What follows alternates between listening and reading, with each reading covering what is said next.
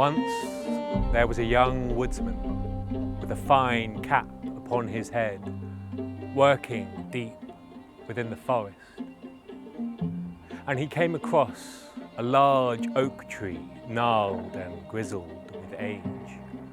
And so he took his axe and lifted his blade, fresh from the whetstone's kiss, up towards the summer sun. But just as he was getting ready to swing that blade into the tree, there suddenly appeared in front of him a pixie. "Oh, please don't cut down my tree.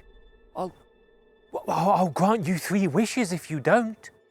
Well, the woodsman was immediately excited at this and started dreaming about all the things that he could ask for. More coin than he could carry, more grain than he could grind. And so he agreed to the pixie's demands. "Oh, thank you. You need only say the phrase, 'Oh, how I do so wish.' And whatever you say next shall come to pass."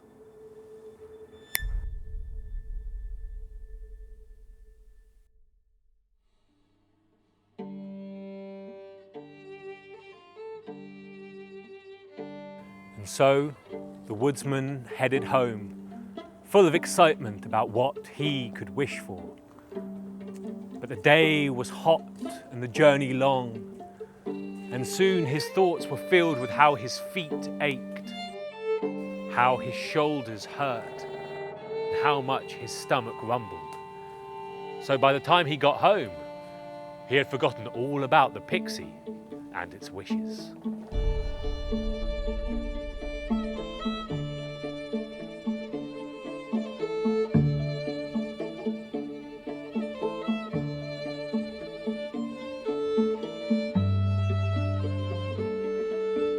Opening the door, he shouted out, "Dear wife, is my dinner ready?" "Your dinner? No, I haven't had time. I've been busy all day." Oh, how I do so wish that my favourite dinner was ready for me right now." Well, as soon as he had said the phrase, suddenly the woodsman could smell something cooking in the kitchen.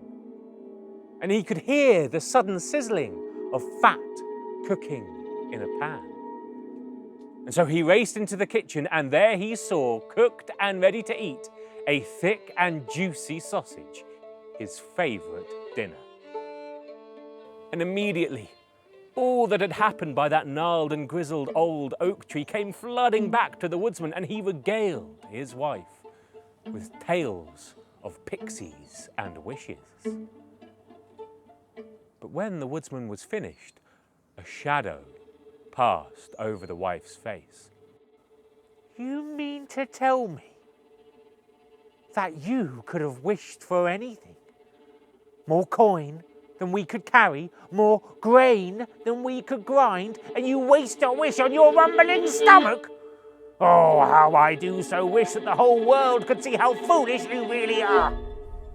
Well, as soon as the wife had said the phrase, the sausage disappeared from the plate.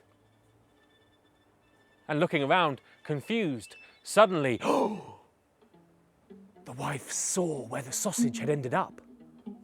For on the woodsman's face, where once a proud and noble nose had stood, there now dangled that self-same thick and juicy sausage. Well, husband and wife screamed and desperately tried to rid the husband's face of the sausage. The woodsman trying to pull it off, and the wife in vain trying to tug off the sausage, but there was no use. The sausage was stuck fast. The pixie's magic was too strong.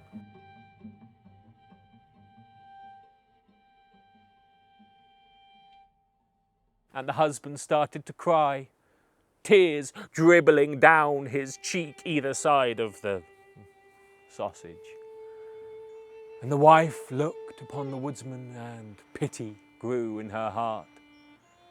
And so, taking his face in her hands, she said, Though you may be a fool, you are my fool. Oh, how I do so wish that my husband's face was returned to that same beauty that left my bed this very morn. And well, as soon as she said that, the sausage was returned to the plate, and that proud and noble nose returned to the husband's face. And wife and woodsman hugged one another and laughed.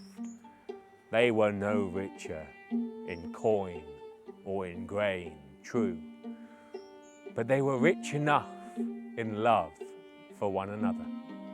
And they were rich too, in a thick and juicy sausage to share.